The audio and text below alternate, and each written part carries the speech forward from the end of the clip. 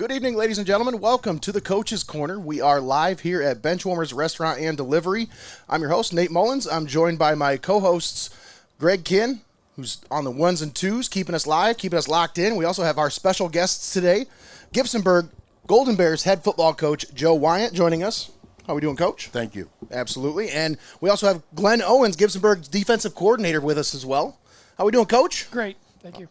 Absolutely. Well, once again, Coach's Corner presented by Xcaret Mexican Restaurant, your legacy Federal Credit Union, drawn to the Surface Tattoo and Piercing Studio, as well as our friends here at Benchwarmers Restaurant and Delivery. All right, guys, let's talk some football. So, you guys got out to a hot start this year. 2-0 start. Coach, we'll start with you. Now, these last two games, two of the toughest opponents in our area, in Hopewell Loudon and Edison, who's off to a really hot start. Now, talk about just how tough that is starting out the season with such a tough schedule to start out with. Well, yes, it's a very tough schedule. I'm sure it's going to be rated one of the top ones in the state for our division, obviously.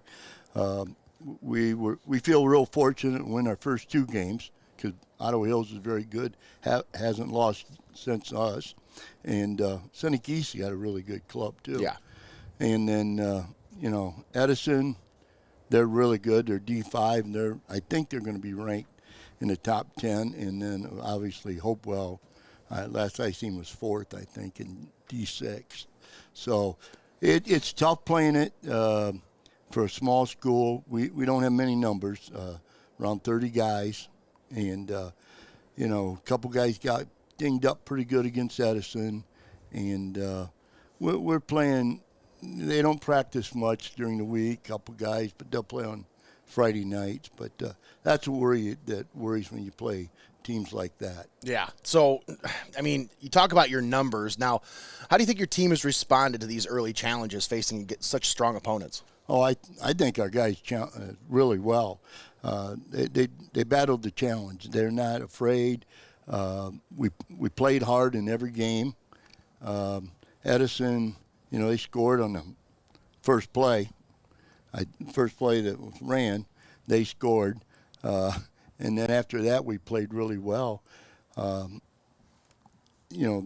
holding them to 13 is great. Yeah. 13-7 we lost. And we were on the 18 once, and one of our better players got hurt, and we scrambled after that offensively. We were struggling a little bit even before that, but our kids aren't afraid. And then we were Hopewell. We got a couple big plays there in the second quarter, and we scored. And then we had a really good defensive play. A guy picked it and went, I think, 96 yards on it. So we're up 14-zip, but we know they're good. They moved the ball, and then we had a couple turnovers that didn't help then right after they moved the ball on us. So what do you think some key takeaways are for those two losses that you've had against some really good opponents?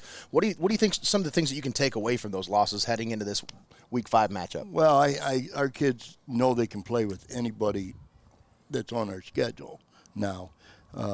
We still got a tough league schedule going. Our league, I think, is pretty solid this year. Yeah. Even the bottom teams, they're pretty good, and they've gotten better. So our league is strong, but our kids think they can play with anybody now. Yeah, absolutely. Now, your offense, you guys over the years, I love watching your offense. It's so hard to follow.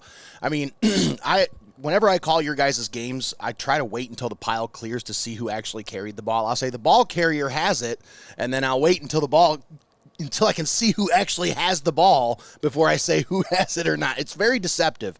You walk us through your approach to keeping defenses guessing. Just how do you execute so effectively? Well, we got four guys who can run the ball, obviously, the three backs and the quarterback. And our thought is deception. We got to make good fakes. We got to run out our fakes. And if we do all that, then always, a good fake is like taking 2 blocks. That's right. So if we can make a guy stand there for a little bit, our other backs run by.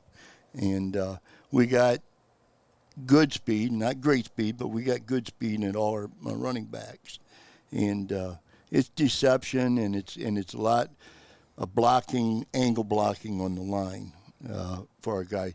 If you're undersized, or if you're, guys are bigger, like Calvert, they're going to be much bigger than us, but it's all pretty much angle blocks, so it gives us a little bit of advantage at times with some teams on that. Absolutely. And you see a lot of smaller schools kind of going with that angle blocking scheme to try to help with some of the maybe deficiencies they have with numbers, especially.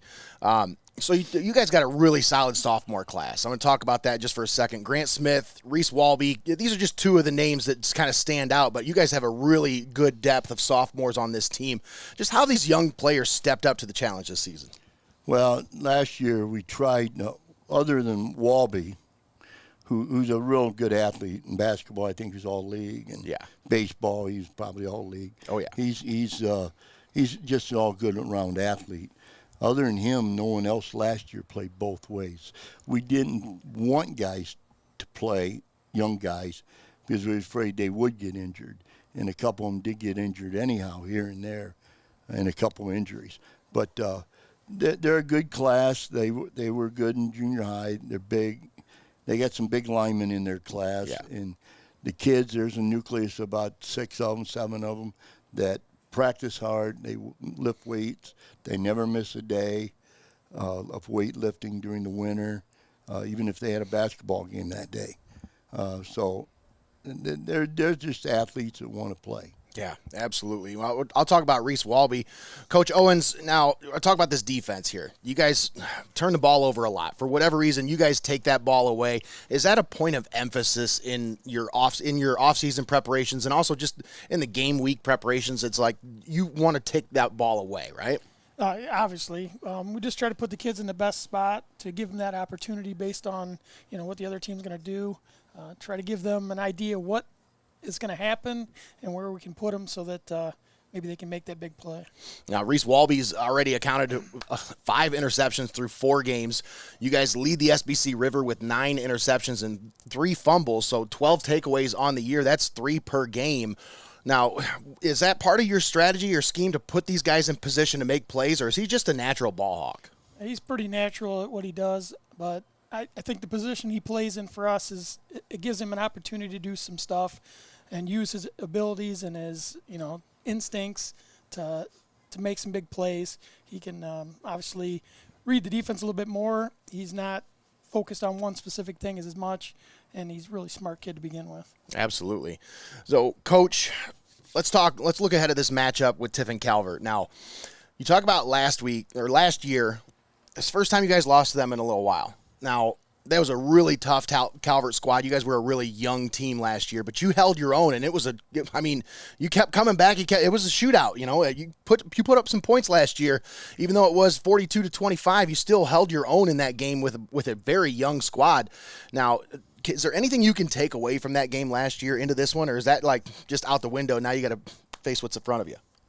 I think we got to throw that out. It's a whole different system. I mean, they had some really good players last year, and they still do. They lost a quarterback, but the young Coleman kid's doing really well for them. They still got one great running back, even though they lost one.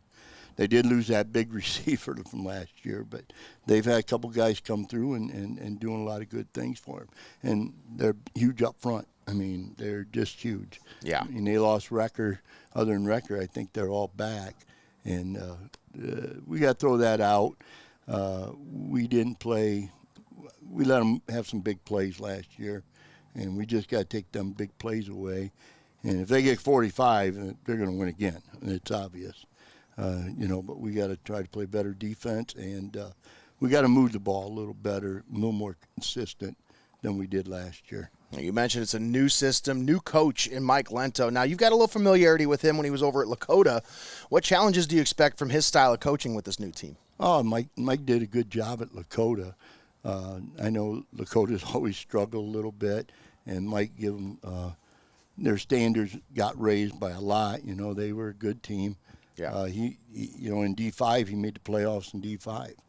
And he actually gave Eastwood a good game that night. Yeah. So Mike knows football. He's been around. He does a good job. He's very enthusiastic. He's a hard-nosed guy. So we know him, but we hope we're the same way. Yeah, that's right. So beyond just the stats, what have you seen from this sophomore class in terms of leadership, maturity on the field? Like, how are they stepping up to take some leadership roles?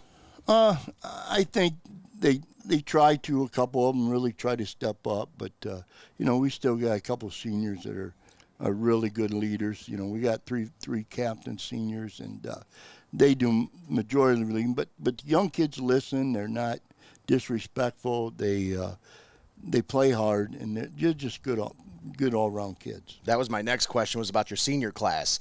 Now, it's a smaller senior class. You mentioned you just got a few of them this year, but how are they kind of leading the way for this team and just kind of showing them what it is to be a Gibsonburg Golden Bear? I think we have 5 seniors that start. We have a couple other ones that are backups, but we have 5 that start. About 3 of them play both ways. So they're a good, solid class. I mean, 2 of them are 3-year starters. Another one's a 2-year starter, the captain. So they're just hard-nosed, tough kids right there. Absolutely. Yeah. All right, so Coach Owens, I want to talk a little bit more about this defense. Now, how do you prepare your defensive unit to stay disciplined against a team like Calvert? I mean, you guys got a lot of players playing both ways. How do you keep your guys disciplined? Well, we got some pretty smart kids that know the defense pretty well. The 2 seniors that played for the past 3 years, Camden and Antonio, do a tremendous job. They understand what their responsibility is, and they can get the rest of the guys in the right spots if we need to, so they kind of lead out there a little bit. And then obviously we got some of the younger kids like Reese and Luke Foster who step up and do a great job for us. And as I told them the other day after we lost, that they play hard. They play extremely hard, and I can't fault them for that. They just got to learn a little bit more about where they're supposed to be and where their fits are and things like that. And I think we'll continue to improve. Now, you guys have faced a couple of really high-powered offenses in Edison and Hopewell Loudon. Obviously, Seneca East can put up some points as well, too. Ottawa Hills, they can put up some points. How do you feel like those experiences have helped prepare your team for this week's matchup? I think we've seen pretty much everything we're going to see. Obviously, Calvert can come out and do some different stuff, but we've seen quite a bit of talented athletes and talented offensive philosophies. So we're trying to prepare for what we think Mike's going to come out with his team and make sure our kids understand where they need to be on every type of play so that we can do and let our athleticism come through. Absolutely. All right, well, we're going to step aside, take a quick timeout. We'll come back. We're going to break down more of this Gibsonburg-Calvert matchup this Friday night. You can find it here on Heart of Ohio Sports. Once again, pregame show about 6:45, kickoff 7 o'clock. But don't go anywhere. We got more of the Coach's Corner coming up next right here on Heart of Ohio Sports. Don't go anywhere. You're watching Heart of Ohio Sports. At Heart of Ohio Sports, it's obvious. The first thing that comes to mind is sports. But we do a lot more than just cover live sporting events.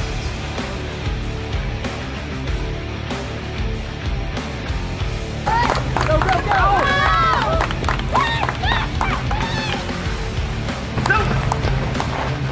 When we want to watch our highlights from last night's game, there's only one place we go. Heart of Ohio Sports.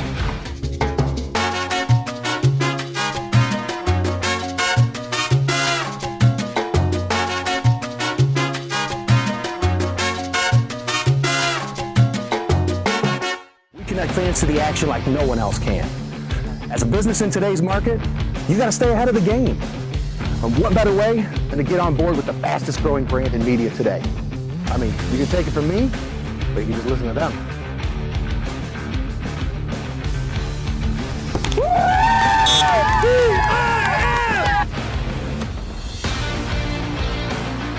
When recruiters want to see our game film, we tell them they can watch on Heart of Ohio Sports.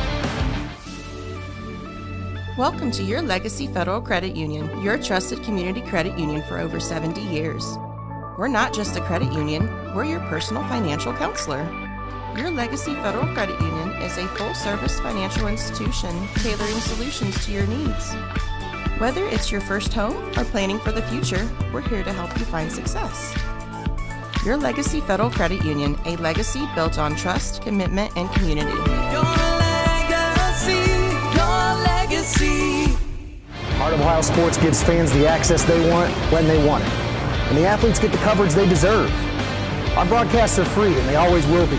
We don't hide behind a paywall.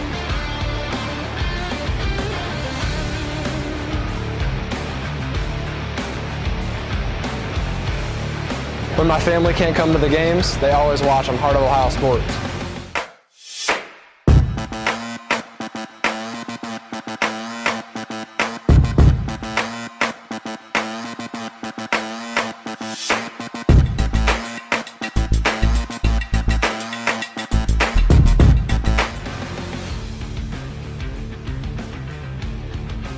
Heart of Ohio Sports is owned by Mullins Entertainment and located inside Studio Squared in downtown Tiffin. The space features a state-of-the-art podcast studio, open for public use. Building a platform for creators is one of our top priorities.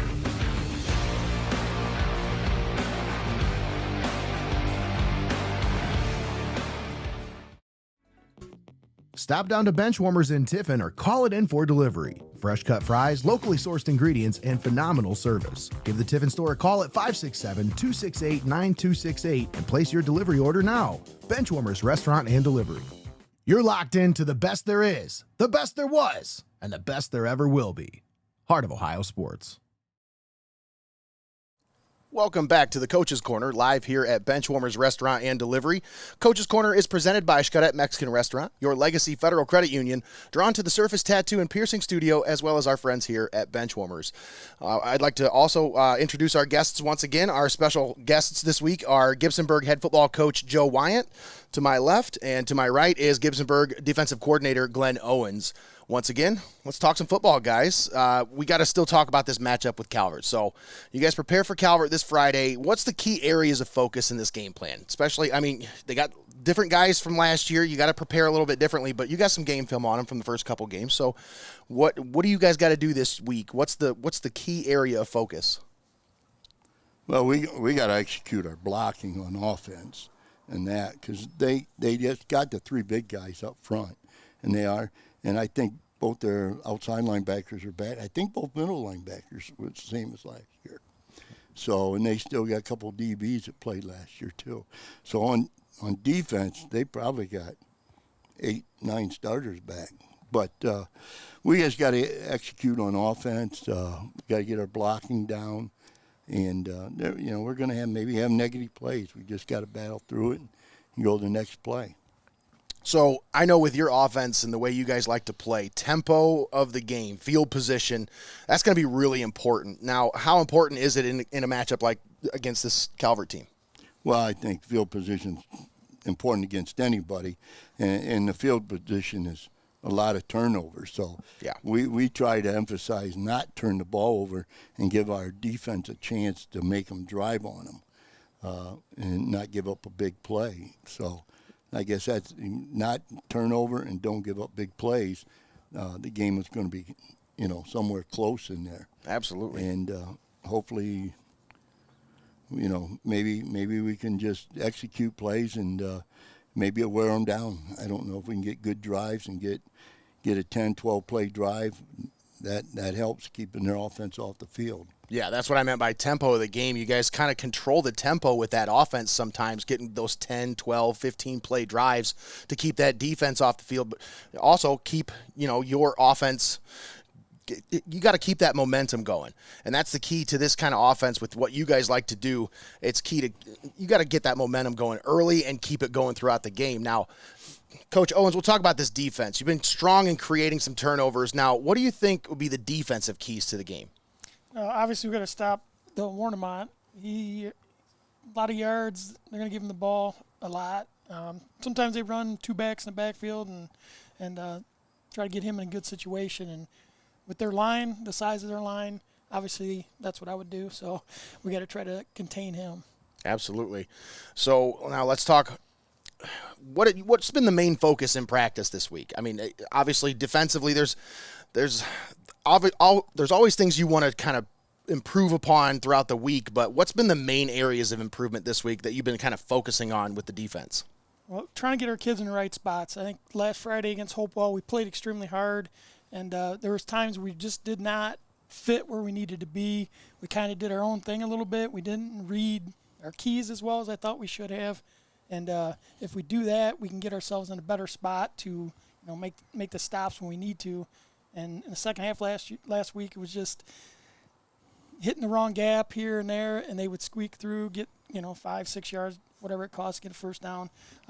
So we've been emphasizing this week about doing your job, being where you need to be based on what the defensive call is. Yeah, and that's important. That's so important.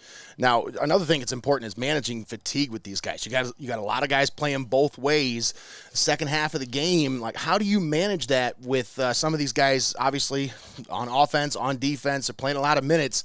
What do you do to manage that fatigue? So we got a little bit of a rotation with some offensive linemen and our defensive linemen. They have a little bit of rotation. We try to rotate them in there. So we have an extra guy on the offensive line that goes in about every other series, and then we do the same thing pretty much on defense. So we try to get the linemen as fresh as we can.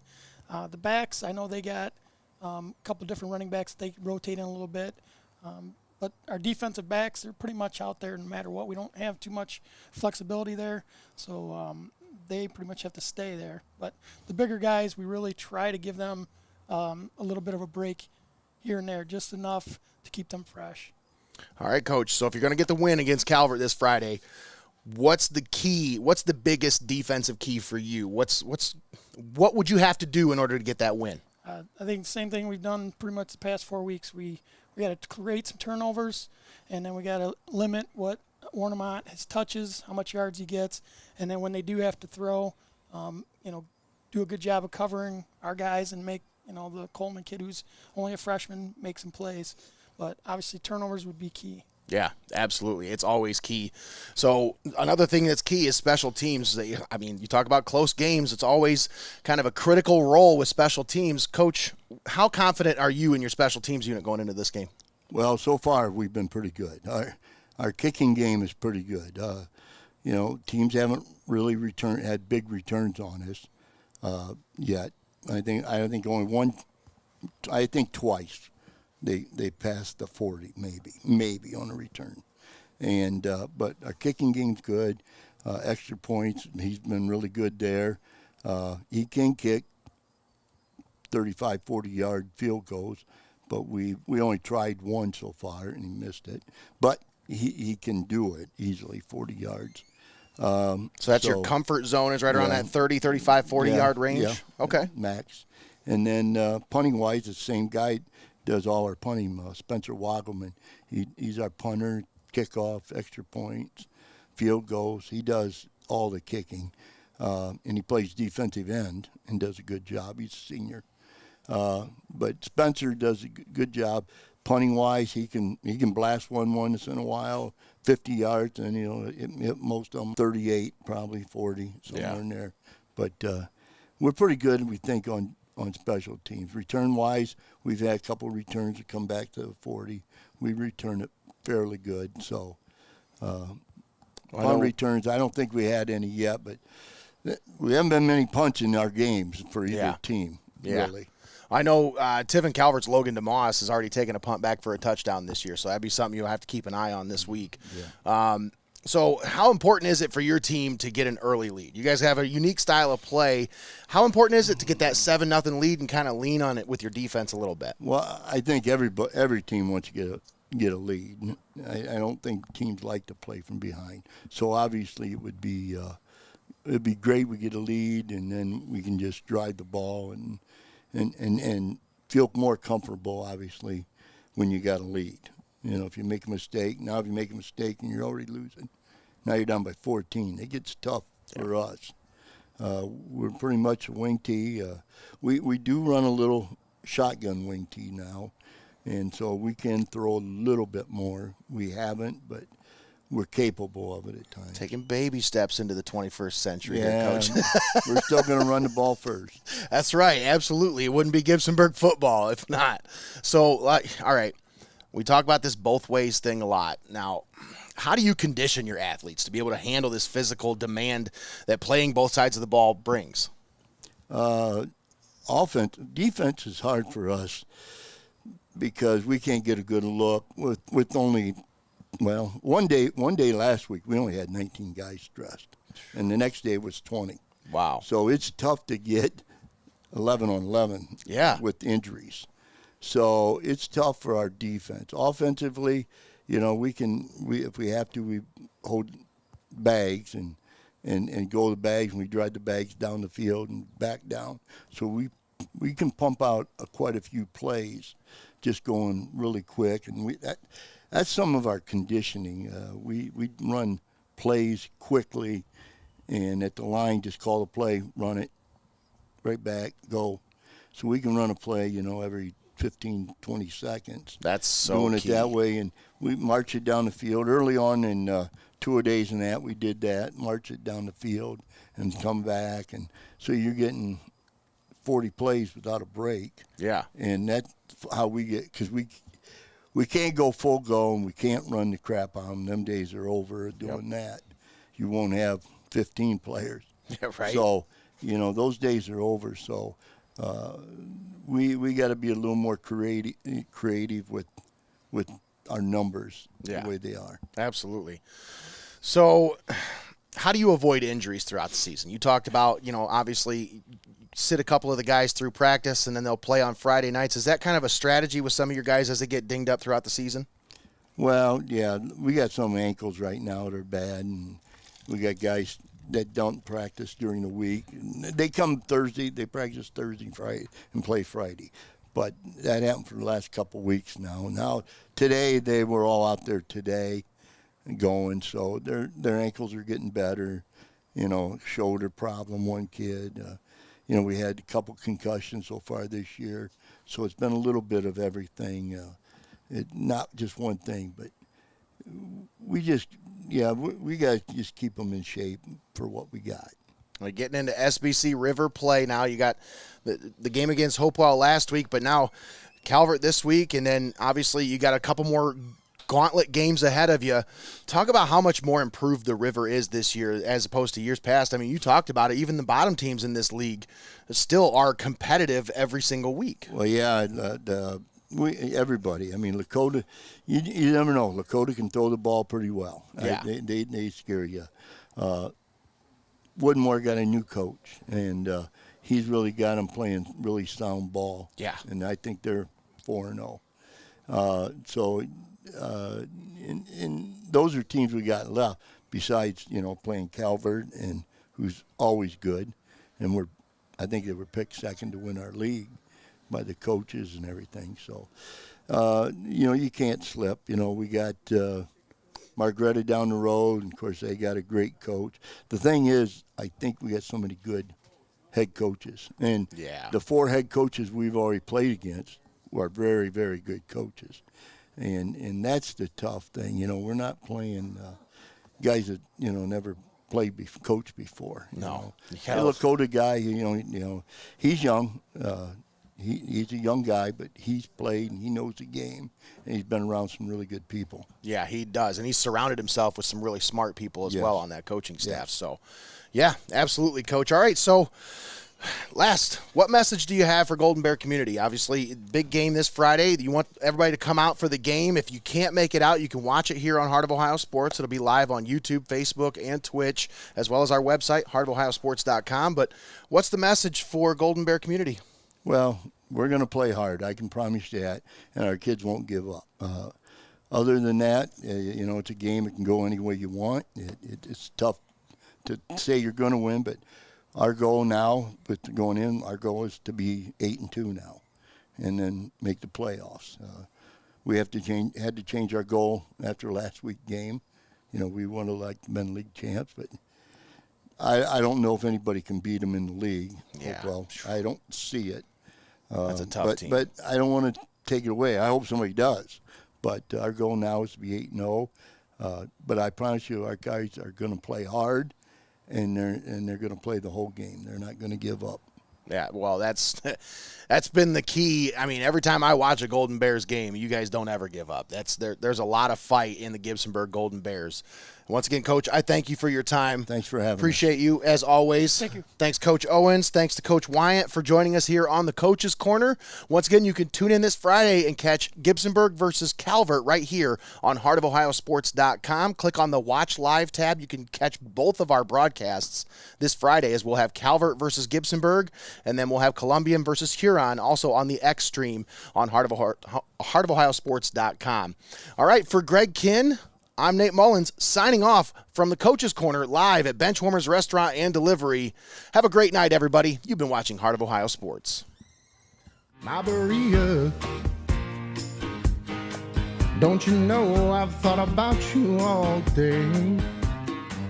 Yeah, I've been longing for some beef and some consomme. Sweet Berea, this is surely going to my thighs. Well, I'm a hungry eater and you surely caught my eyes. My Berea, I love you so. Oh, my Berea, Berea, I love you so. I love you. How's it going, sports fans? It's game day, and the food is hot here at Xcaret Mexican Restaurant. Before you settle in to watch the game, whether you're by yourself trying to figure out what you want for dinner, trying to figure out how to feed a bunch of people, why not consider some delicious grub from Xcaret Mexican Restaurant? Today, we're highlighting the birria ramen. That's right, I'll say it again, birria ramen. Oh my goodness, I think I just got my mic wet. How do you birria? I have to have a lime. And you're gonna get the best, juiciest limes right here at Xcaret Mexican Restaurant. Look at all that juice. So here we have the birria ramen.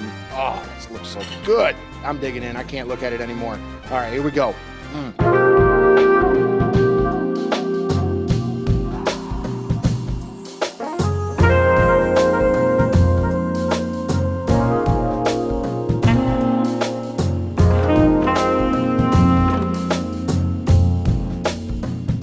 That should not be allowed to be that good.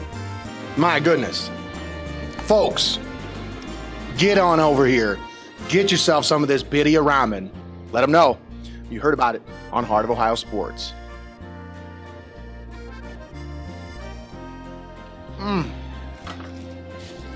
Why are you still watching me eat? You could be eating this right now. Don't you just want to dig in? I could eat this whole bowl right now. And I'm going to. But I'm not going to make you watch me do it. Tell you what. Call in your order. Xcaret Mexican Restaurant. Birria ramen. The only place you're going to find this in town, folks. I'm telling you. This is a home run right here. Get it. Get it. Get it. Get it. Xcaret Mexican Restaurant.